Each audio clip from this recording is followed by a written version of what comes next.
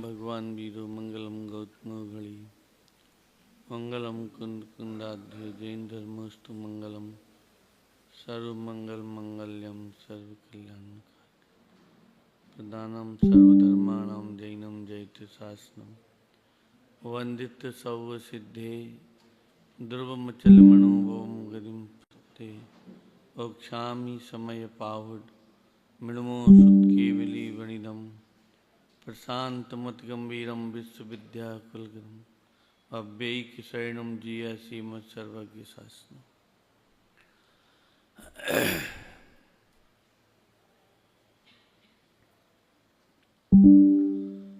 भगवत आचार्य कुंद कुंद देव द्वारा प्रणीत समय सार परमागम ग्रंथ जीवा जीवाधिकार की उसके पूर्व रंग की ये 19 नंबर की गाथा है। इस 19 नंबर की गाथा में जो संसार से भयभीत हैं, जिनको सम्यक ज्ञान प्रकट करना है, संसार के जन्म मरण का अंत करना है, ऐसे जीवों के लिए आचार्य ने प्रश्न खड़ा किया। 18वीं नंबर की गाथा तक तो आचार्य प्रतिज्ञा, आत्मा का स्वरूप, शुद्ध नय की चर्चा, व्यवहार की स्थापना, व्यवहार का निषेध और किन जीवों को व्यवहार की आवश्यकता है, वह आत्मा किन के जानने में आता है, इत्यादि उन्होंने चर्चा की। परसों के दिन प्रारंभ में एक जो छोटी सी टीका लिखी है, जॉइंट रूप से टीका है, उसकी थोड़ी चर्चा की थी अपन ने। ज्ञान और आत्मा एक हैं, अभेद हैं। ज्ञान आत्मा का अवयव है, तो फिर इस आत्मा को ज्ञान का सेवन करने के लिए, ज्ञान की उपलब्धि करने के लिए, सम्यक ज्ञान प्रकट करने के लिए क्यों उपदेश देते हो? तो उनका बहुत सीधा सा आचार्य देव का उत्तर था कि यद्यपि ज्ञान और आत्मा अभेद हैं, एक हैं, आत्मा निरंतर ज्ञान रूप परिणमन करता है, परंतु सम्यक ज्ञान रूप परिणमन नहीं करता। तो उन्होंने उसके लिए किस शब्द का प्रयोग किया था कि अनादिकाल से लेकर आज तक इस जीव ने एक क्षण मात्र के लिए भी ज्ञान का सेवन नहीं किया। अब ज्ञान का सेवन नहीं किया तो इसमें से कितनी बड़ी बात निकलती है। काय का सेवन किया कि साहब राग का सेवन किया, देह का सेवन किया, परिवार का सेवन किया, संयोगों का सेवन किया, भोगों का सेवन किया, परिग्रह का सेवन किया, जन्म मरण का सेवन किया, पर ज्ञान का सेवन नहीं किया। मतलब ज्ञान रूप परिणमन कर रहा है। भाई बिना ज्ञान के तो कुछ नहीं, अगर ज्ञान नहीं होवे तो जीव जड़ हो जावे। ज्ञान रूप परिणमन तो कर रहा है, पर विपरीत दशा में परिणमन कर रहा है। तो वो तो आचार्य एक क्षण मात्र के लिए भी, तो इससे ये सिद्ध नहीं होता। लोगों का ये प्रश्न रहता है, साहब हम 1 घंटा से बहुत परेशान हैं, समझना बात को, हम 1 घंटा से बहुत परेशान हैं। अरे 1 साल हो गई, बहुत परेशानी है। और बहुत से तो कहते अरे साहब 10 साल से बहुत परेशान हैं, जैसे शरीर में ऐसा कोई रोग हो जाए, संयोगों में प्रतिकूलता आ जाए तो बहुत 10 साल है। आचार्य कहते तुम 10 साल से परेशान हो, क्यों झूठ बोलते हो, तुम अनादि से परेशान हो। ये कह रहे ना, एक क्षण अनादिकाल से एक क्षण मात्र के लिए भी ज्ञान का सेवन नहीं किया, मैंने परेशानी का सेवन किया। अब हम परेशानी किसको मानते हैं कि माथा दुखता है, ये ठीक हो जाए तो परेशानी दूर हो जाएगी। भावी गोयल जी साहब से भी वो वैसा बोलते थे, उनसे भी प्रश्न किया, अरे साहब मेरे घुटने में दर्द होता है, तो मालूम वो क्या बोलते थे, तूने शरीर को आत्मा को भिन्न नहीं जाना। मेरा पेट दुखता है, तूने आत्मा को भिन्न नहीं जाना। मेरा माथा बहुत चकराता है। अरे आत्मा के जानने से और माथा से क्या संबंध है कि तूने आत्मा को, माथे को एक माना है, तूने आत्मा को और घुटनों को, टखनों को एक माना है। तो जहाँ गलती है वहाँ गलती का एहसास ही नहीं है हमको। देखो अपन पढ़ते हैं, सुनते हैं, विचार करते हैं, परंतु उस बात को हम श्रद्धांत तक कितना ले जाते हैं। अपने एक भैया भगवती दास जी हुए हैं और उन्होंने सुआ 32 नाम के 32 छंद दुआ टाइप में लिखे हैं। तो उसमें उन्होंने ऐसा लिखा है कि आत्म सुवा सुगुरु वचन पढ़त रहे दिन रैन, करत काज अघ रीत के यह अचरज लख नैन, गुरु पढ़ावे प्रेम सो याहू पढ़े मन लाए, और घटके पट जो ना खुले सवई अखारत जाए। ये सब बेकार चला गया। आत्मा को सुआ कह रहे, तोता कह रहे कि आत्म सुआ सुगुरु वचन, तोता माने पैरेट, कि ये आत्मा रूपी तोता और गुरुओं के वचन, कि आत्म सुआ सुगुरु वचन पढ़त रहे दिन रैन, दिन और रात पढ़ता रहता है। जैसे वो तोता पढ़ता रहता है ना, शिकारी आएगा, जाल फैलाएगा, दाने का लोभ दिखाएगा, और हमें जाल में नहीं फंसना चाहिए, और वो भला जीव जाल पे बैठे बैठे वो दाना चुगता रहता है, और ये पढ़ता रहता है।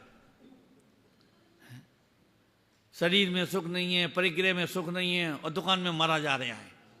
मतलब ऐसी बात है कि नहीं है?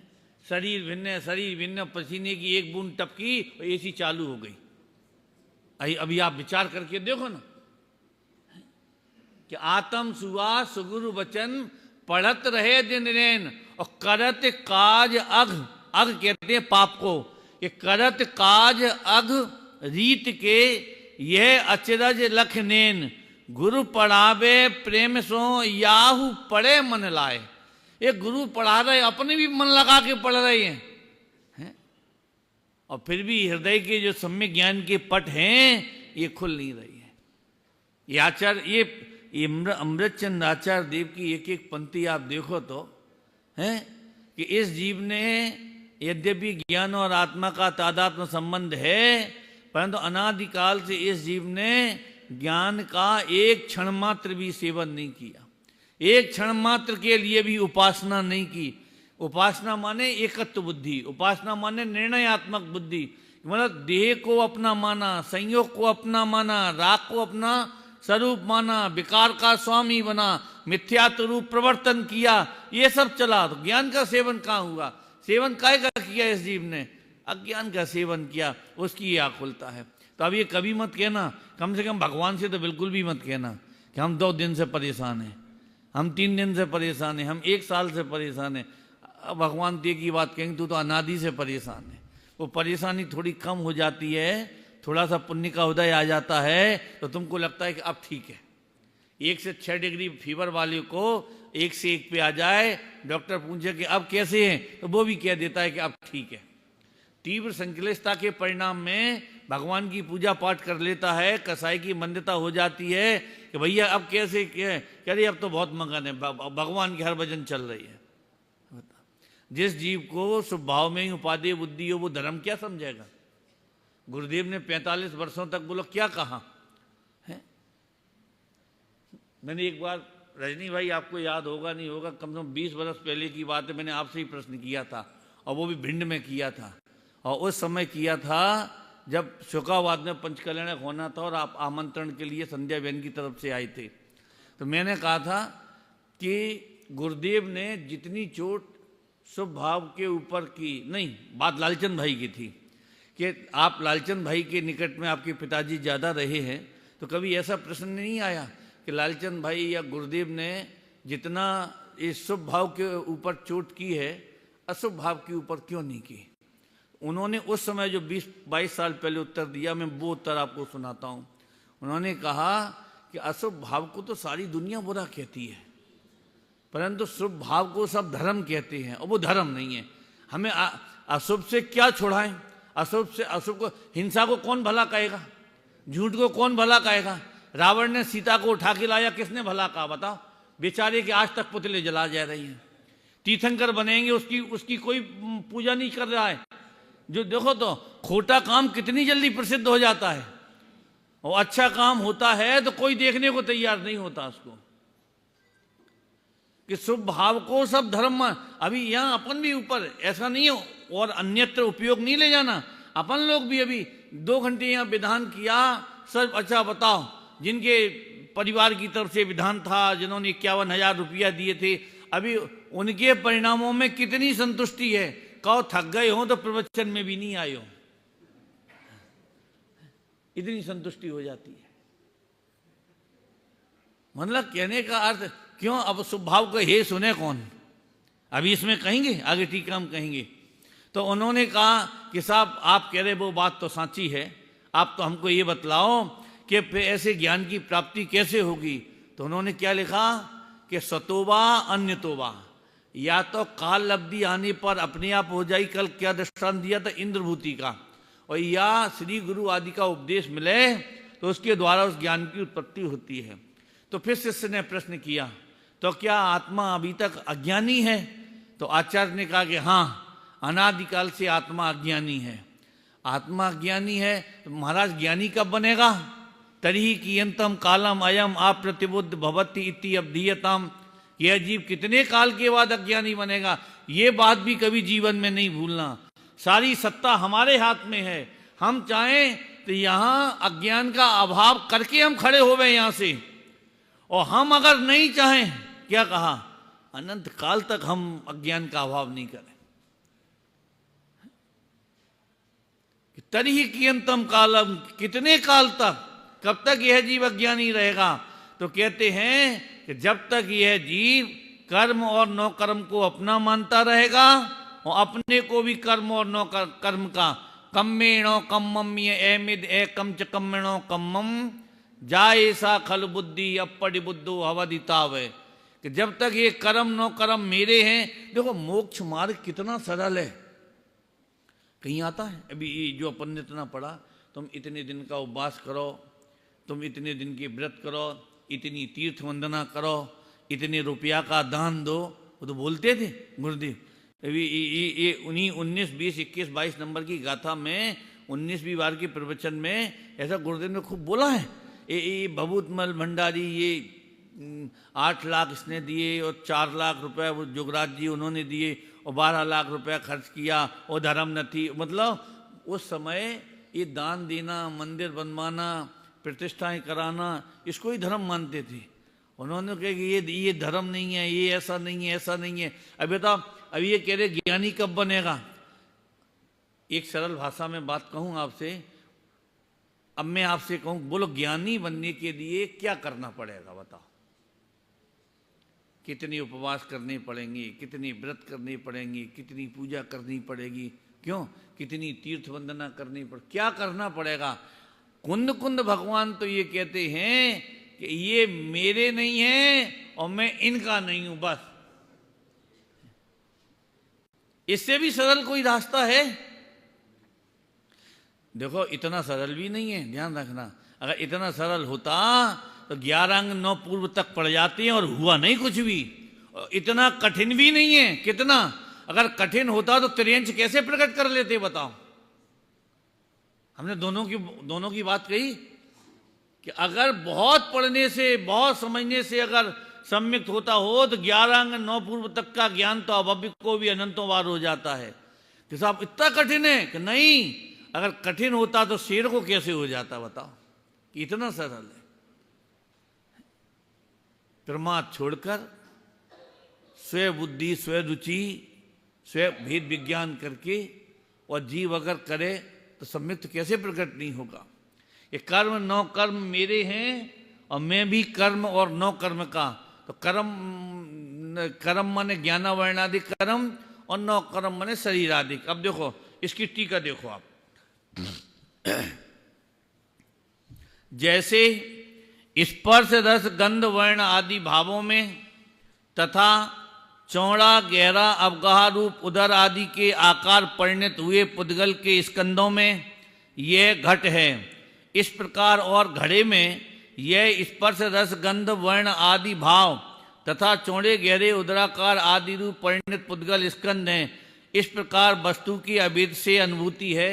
अब ये उदाहरण थोड़ा कठिन जैसा लगता है, और सीधी सरल भाषा में ये है कि घड़ा मिट्टी का बना हुआ है, स्पर्श रस गंध वर्ण ये पुद्गल के भाव हैं, और जो घड़े का आकार, सुराई का आकार, वो दीपक का आकार, तो आकार को और उसके भाव को एक मानकर अभेद से अनुभूति है।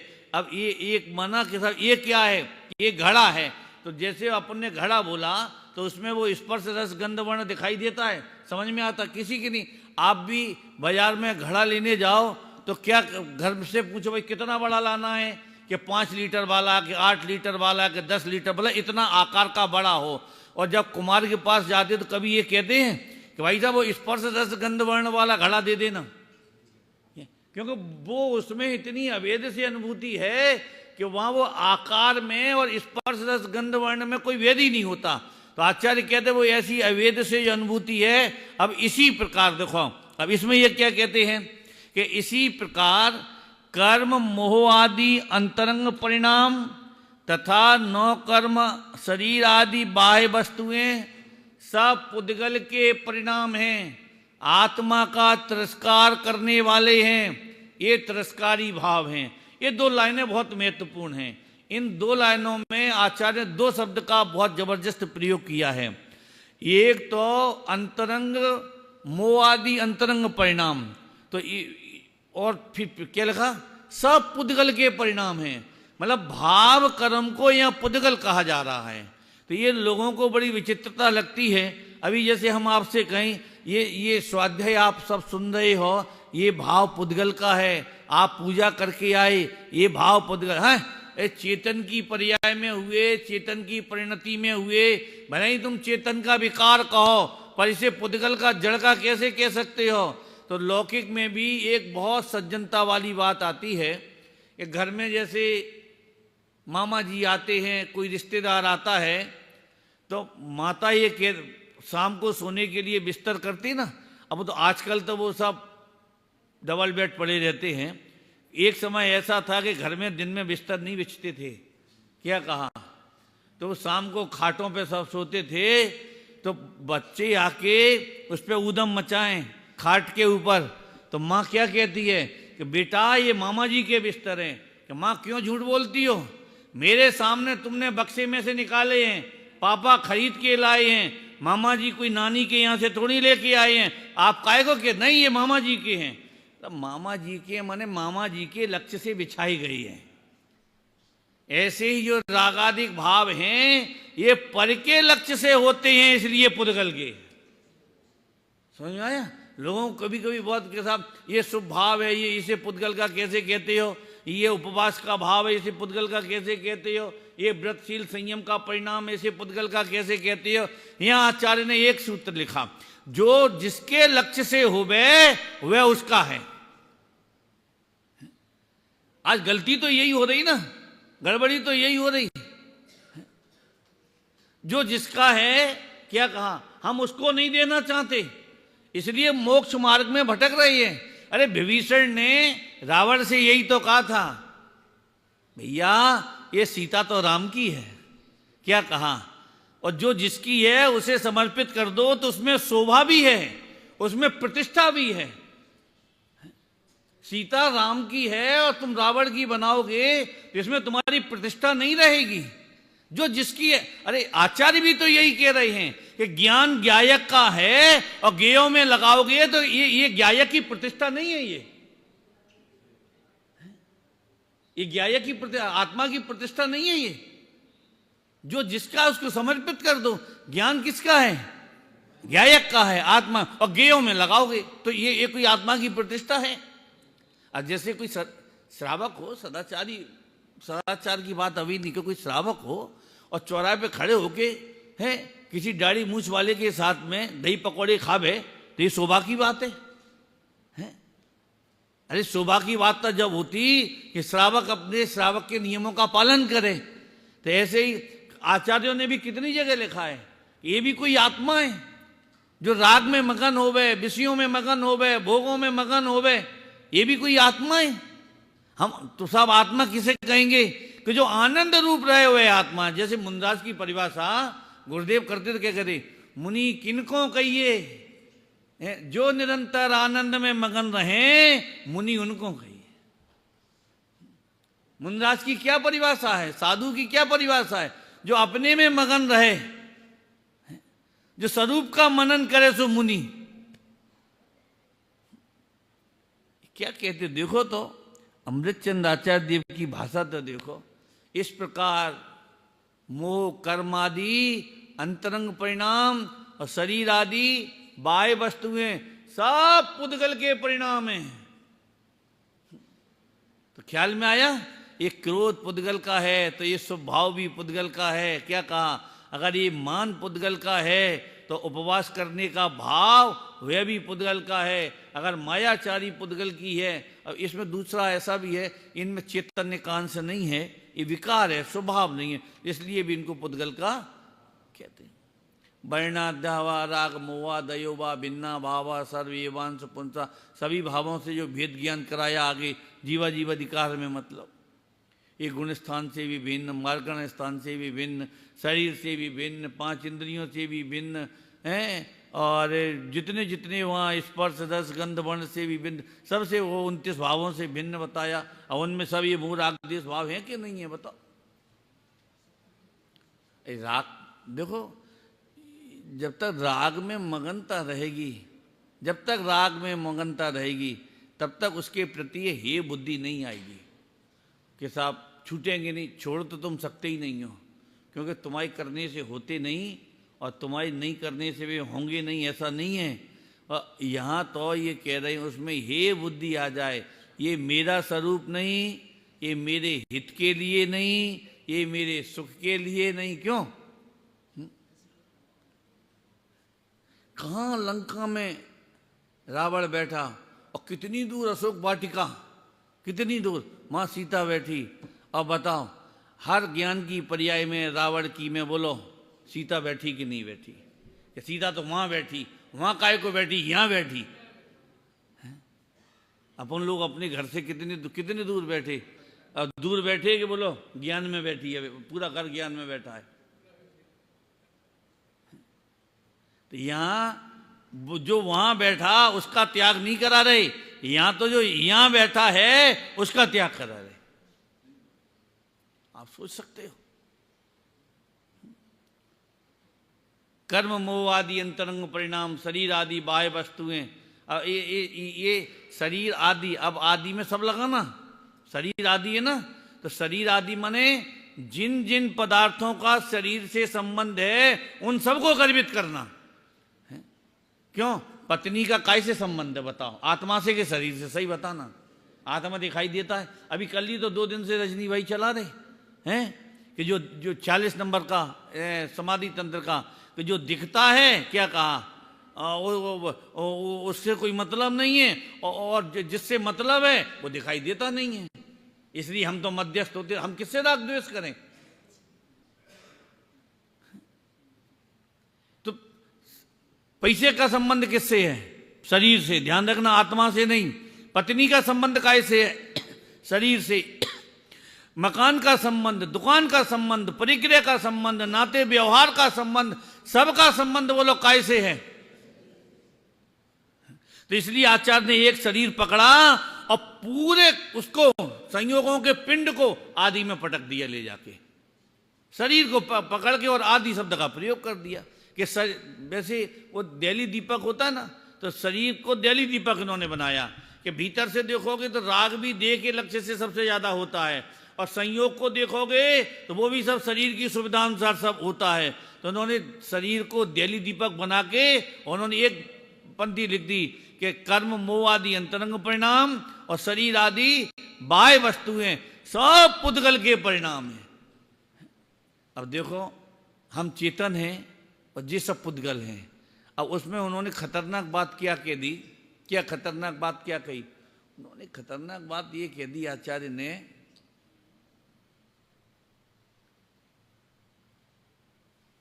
कि ये सब आत्मा का तिरस्कार करने वाले हैं। तो अपन ये कहें, तिरस्कार समझते हो? अपमान का घूंट बहुत बड़ा घूंट होता है। इतना बड़ा जो महाभारत हुआ था ना, वो केवल एक द्रौपदी ने यही तो कह दिया था, अंधे के अंधे ही होते हैं। क्या कहा? अंधे के अंधे ही होते हैं। इस अपमान का बदला लेने के लिए वो जुआ का षड्यंत्र करना, उनका वनवास होना, वो सभी कितना बड़ा महायुद्ध हो गया आप बताओ। और मालूम, अपन एक कदम और आगे चलते हैं। यहाँ कौन से अपमान की बात है? यहाँ अरुचि वाले अपमान की बात है, यहाँ उपेक्षा वाले अपमान की बात है। जैसे आचार्य ने 93 नंबर की गाथा की टीका में मिथ्यात्व की परिभाषा की उन्होंने। परिद्रव्य उपादेय रुचि रूपम मिथ्यात्वम, ये मिथ्यात्व की परिभाषा की जयसेन स्वामी ने।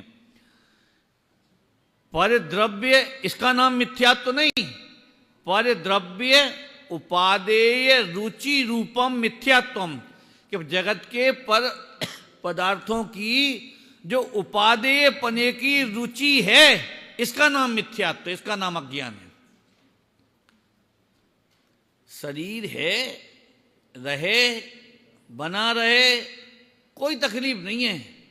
ध्यान रखना, शरीर बना रहे और केवल ज्ञान हो जाए, समझ में आता है? शरीर बना रहे और केवल ज्ञान हो जाए, और एक पुद्गल परमाणु से भी राग हो, तुम पूरी दुनिया का त्याग कर देना, केवल ज्ञान तो छोड़ो, सम्यक दर्शन नहीं होगा। इसी में लिखा है दूसरे 1-2 नंबर की गाथा में, अणुमात्र भी रागादि का सद्भाव है जिस जीव के, वो सर्व आगम धर भले ही जानता नहीं आत्म को, जानता नहीं आत्म को, वह अन आत्म भी नहीं जानता, वो क्यों हो ये सुदृष्टि जो जीव अजीव को नहीं जानता। मतलब एक अणु मात्र के प्रति राग है तो केवल ज्ञान तो छोड़ो, सम्यक दर्शन नहीं होगा, और अपनापन टूट जाए तो सम्यक दर्शन तो छोड़ो, केवल ज्ञान हो जाए। अब बताओ, पर के प्रति एकत्व की कितनी बड़ी बात है। यहां क्या कह रही है? यहां ये कह रही है कि शरीर आदि बाह्य वस्तुएं सब पुद्गल के परिणाम हैं, आत्मा का तिरस्कार करने वाले हैं। अब लोगों को लगता ही नहीं है, जो शुभ भाव में धर्म मानते हैं, सुनो, और उनसे कहो तुम अपने गायक का, अपनी चैतन्य का, अपनी आत्मा का अपमान करते हो, तिरस्कार करते हो, तो उन्हें ये लगता है कि जैसे एटम बम मेरे ऊपर पटक दिया हो। क्यों? कि वो सारे जीवन की जो पूंजी है वो तो 1 मिनट में छिन्न भिन्न कर दी तुमने उठा के। बनारसी दासी ने तो लिखा है कि धर्म न जानत बखानत भरम रूप ठौर ठौर ठानत, लड़ाई पक्षपात की, भूली अभिमान में न पाँव धरे धरनी में, हृदय में करनी विचारे उत्पात की, फिरे डमाडोल सो कर्म के कलोलन में है रही अवस्था, बघूले जैसे पात की, जाकी छाती ताती कुटेले कोवाती, ऐसे ब्रह्म घाती मिथ्याती महापात की। बता, मिथ्या दृष्टि को ब्रह्म घाती कहा। ब्रह्म ने आत्मा का घात करने वाला। 74 नंबर की गाथा में बद्ध घातक स्वभाव लिखा, लाख और पीपल का दृष्टांत दिया। मतलब जितना जितना राग का परिणाम होगा, मोह का परिणाम होगा, विकार का परिणाम होगा, उतना उतना तुम्हारी आत्मा का पतन होगा, उतना उतना पतन होगा। करते करो, खूब राग करो। इस जीव को स्वयं ही डुबाने वाला है और स्वयं ही डूबे हुए को निकालने वाला है। आत्मा की जो अरुचि है, इसका नाम मिथ्यात्व है। और अरुचि कहो, उपेक्षा भाव कहो, अनादर कहो, तिरस्कार कहो, इससे भी बड़ा कोई पाप होगा। हम आपके घर पे जावें, क्या कहा? आपके घर पे जावें, आपसे मिलने जावें, हैं, हमारे आने से पहले आप ड्राई फ्रूट्स और फ्रूट्स पूरी टेबल सजा के रख दो, और आपके पास में 1 घंटे बैठा रहूं और आप नज़र उठाकर मेरी तरफ नहीं देखो, मैं क्या बोलूँगा? ये कैसा नालायक है, जीवन में कभी इसके दरवाजे कदम नहीं रखूंगा मैं। इसने इतना बड़ा अपमान किया, हम बैठे रहे, उसने जय जिनेन्द्र तक नहीं किया। मतलब उपेक्षा से बड़ा भी कोई अपराध है? अरे अंजना ने 22 वर्षों तक पवनन जय के डंडे नहीं खाए थे, भूखा नहीं रखा था अंजना को। मालूम, सोने की थाली में खाना खाती थी अंजना अपनी ससुराल में, और 25 नौकर चाकर और दास दासियां लगी थी उसके लिए, और फिर भी दुखी थी। काय की दुखी? दुख काय का था कि पवनन जय का जो उपेक्षा का परिणाम था वो इसके लिए दुखी थी। संयोगों से कोई सुखी नहीं होता, ध्यान रखो। अंजना महलों में रहती और फिर भी दुखी, और सीता जंगलों में फल खा रही तो भी क्यों? क्योंकि अंजना को पवनंजय की दृष्टि, प्रेम भरी स्नेह भरी दृष्टि प्राप्त नहीं थी, और सीता को राम की स्नेह भरी दृष्टि प्राप्त थी। अब समझ में आया उपेक्षा का दुख क्या होता है? क्या होता है उपेक्षा? ये तुम्हें ये उपेक्षा दिखाई देती है, और अनादिकाल से तुमने स्वभाव की उपेक्षा की, संयोगों की अपेक्षा की, विकार की अपेक्षा की, भोगों की अपेक्षा की, परिग्रह की अपेक्षा की। ये तुम्हें अपने आत्मा का अपमान दिखाई नहीं दिया। देखो इसमें लिखा है, देखो बोर्ड पर देखो, टीका में क्या लिखा है? आत्मा के तिरस्कारी। ये शरीर मिला, ये आत्मा का तिरस्कार नहीं है, ये मेरा है, ये आत्मा का तिरस्कार है। समझ में आ रहा है? 6 खंड का वैभव मिला, 6 खंड का वैभव मिला, ये आत्मा का तिरस्कार नहीं है, मैं 6 खंड का अधिपति हूं। अगर ऐसी मान्यता हो गए तो ये आत्मा का है तिरस्कार है। अरे भैया वेद ज्ञान हो गए, वेद ज्ञान हो गए तो 6 खंड से छूट जाते हैं, दीक्षा अंगीकार हो जाती है। अगर वेद ज्ञान हो, और वेद ज्ञान नहीं हो, क्या कहा मां 6 खंड छूटने की बात कर रहे हैं, तो मंदिर में 200 रुपए का गोला चढ़ाने में भी पसीना छूट जाता है, हैं? ये 2 से चले जाएंगे, ये 2 से खर्च हो जाएंगे। और वेद ज्ञान हो तो 6 खंड भी छोड़ के चले जाए तो कोई फर्क नहीं पड़ता। इसमें टीका के अंत में लिखा है वेद ज्ञान की कितनी बड़ी महिमा है। ये सुतोबा अन्यतोबा, कलश में भी मूल इसका जो अगला वाला कलश है ना, कलश में भी यही है, सतोबा अन्यतोबा। यह तो अपने आप से होता है या श्री गुरुओं के उपदेश से होता है। देखो क्या कहते टीका, फिर से मैं पढ़ता हूं। इसी प्रकार कर्म मोह आदि अंतरंग परिणाम तथा 9 कर्म शरीर आदि बाह्य वस्तुएं। अब देखो 9 कर्म में क्या लिया? शरीर और बाह्य वस्तुएं। तो सारा खेल तो बाह्य वस्तुओं का ही है। आज जो लोग यहाँ नहीं बैठ पा रहे हैं धंधे के मारे, व्यापार के मारे, तो पैसा तो बाह्य वस्तु है कि स्वयं वस्तु है? बताओ भैया, तुम 5 दिन का शिविर था, तुम 2 ही दिन के लिए आए। अब वो क्या करे, वो सीजन चल रहा है, तो स्वयं वस्तु का चल रहा है कि बाह्य वस्तु का चल रहा है सीजन? एक एक से बात करो तो 100 समस्याएं बताता है। और गुणभद्र स्वामी ने आत्मानुशासन में ये डंके की चोट लिखी हुई बात। कौन सी बात? कि तू एक समस्या का हल निकालेगा, वो समस्या का हल पूरा नहीं होगा तब तक 100 समस्याएं खड़ी हो जाएंगी। ये पंचम काल में अनुकूलताओं की तो ये दशा है कि 1 किलो मेंढक तोलना। समझ में आया? एक मेंढक को रखोगे साले 3 उठट के बाहर चले जाएंगे, फिर एक को पकड़ के लाओगे तो बाँ में जो बचे वो सभी चले जाएंगे। तो ऐसी एक संयोग की अनुकूलता मिलाओगे वो 36 प्रतिकूलताएं खड़ी हो जाएंगी। जुकाम ठीक करोगे और कैंसर की खबर आ जाएगी तुम्हारे लिए। क्या करोगे? इस संसार की गाड़ी, ये रेंट तो भैया यूं ही चलता रहेगा, यूं ही चलता रहेगा। नेहरू जी चले गए, फिर भी बोलो देश चल रहा है कि नहीं चल रहा है। अपनी देश छूट जाएगी तब भी बोलो संयोग ऐसे ही चलते रहेंगे कि नहीं चलते रहेंगे। लोग कहते हैं अरे साहब आप बातें बड़ी बड़ी करते हो, हमारे बिना बच्चों का क्या होगा, इनका क्या, उनका क्या होगा। अब ये बताओ इस मोह के परिणाम में अगर तेरी देश छूट गई तो तेरा क्या होगा? दुनिया की चिंता है, अपनी चिंता नहीं है इस जीव को। ये पल पल आत्मा का तिरस्कार कर रहा है, स्वभाव की उपेक्षा कर रहा है, ज्ञान की विराधना कर रहा है। ये इसका खेद नहीं है, इसको इस जीव को डर नहीं है।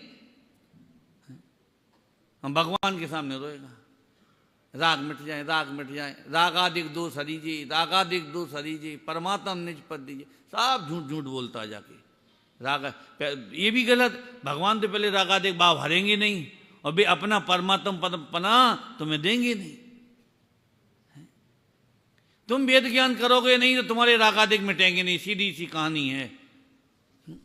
किसकी उपेक्षा करें, किसकी हम अपेक्षा करें, जरा विचार करके तो बताओ। तो यहां ये क्या कह रहे? मोह आदि अंतरंग परिणाम।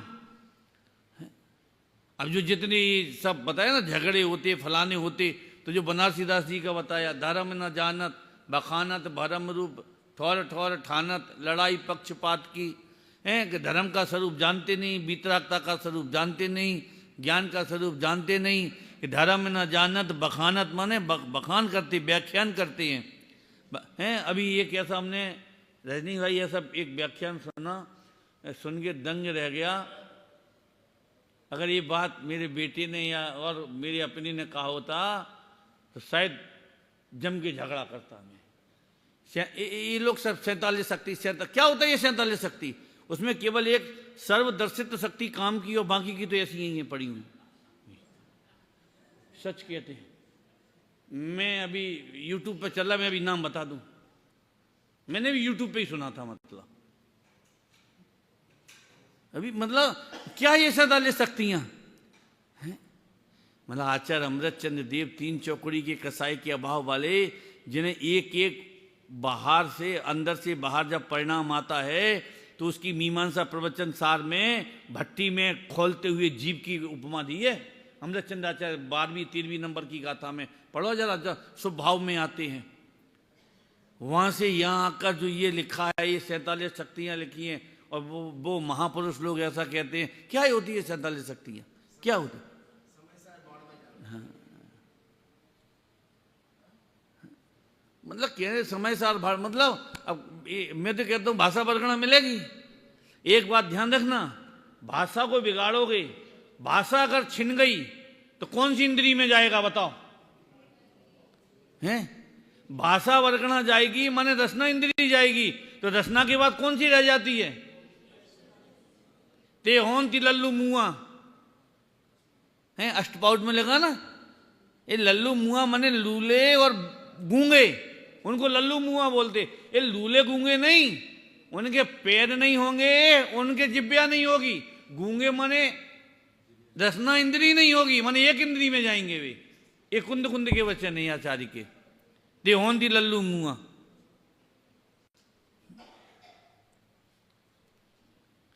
क्या कहें, हो गया समय तो। देखो क्या यहाँ क्या कि धर्म न जानत बखानत भरम रूप ठौर ठौर ठानत लड़ाई पक्षपात की। भूले अभिमान में न पांव धरे धरनी, धरनी माने धरती, अभिमान में भूला है, धरती पे पैर नहीं रखता अज्ञानी। के भूले अभिमान में न पांव धरे धरनी में, हृदय में करनी विचारे उत्पात की। फिर डमाडोल सो कर्म की कलोलन में, हे दई अवस्था बगुले। बगुला माने जो बमूल होता है ना, तो बमूल का वो सूखा हुआ जो पत्ता होता है, तो वो जब उड़ता है तो जिधर हवा का झोंका होता है वो पत्ता वो उधर उड़ जाता है। ऐसे ही भैया ये अज्ञानियों की दशा है कि जिधर कर्म का झोंका लगेगा तो उधर चला जाएगा, निगोद में लगेगा तो निगोद में चला जाएगा। एक एक श्वास में 18 बार जन्म मरण जन्म मरण जन्म मरण। लोग चौथे काल की कल्पना करते हैं, हम तो कहते हैं हम चौथे काल वालों से भी ज्यादा सुखी हैं। मालूम क्यों? क्यों? क्योंकि भगवान आदिनाथ का मोक्ष हो गया था, सिद्धालय चले गए थे, तो 50 लाख करोड़ सागर दूसरे तीर्थंकर का जन्म होने में इतना काल लग गया था। तो इसका मतलब बीच में धर्म खत्म हो गया, विच्छेद हो गया था। भाई साहब आज हमारे पास धर्म तो है, तो बोलो हम उन चौथे काल के जीवों से भी ज्यादा अनंत सुखी हैं कि नहीं? हम क्यों इसको दुर्भाग्य में बदलते हैं? ये मतलब कितना काल, एक से दूसरे ऋषभदेव से अजितनाथ में कितना काल? 50 लाख करोड़ सागर, वर्ष नहीं कह रहे। मतलब इतने धर्म का विच्छेद ही बना रहा। मतलब नमोकार मंत्र भी नहीं था। मतलब आप ये मान के चलो, समय सार तो छोड़ो, अरे भगवान नाम की चीज ही नहीं थी इतने काल में। धर्म का विच्छेद तो तभी कहा जाएगा ना, धर्म नाम की कोई चीज नहीं है। अब बताओ उनसे अपन कितने भाग्यशाली हैं, आज मुक्ति का मार्ग तो अपने हाथ में आया है। तो अज्ञानी किनको कहिए कि जो द्रविक्रम भावक्रम और नौ कर्म में ये मेरे हैं और मैं भी इनका हूं, जो ऐसा स्व स्वामित्व बुद्धि की स्थापना करता है वह अज्ञानी है। वह अज्ञानी करता क्या है? वह अपनी आत्मा का अनंत तिरस्कार करता है। विशेष चर्चा।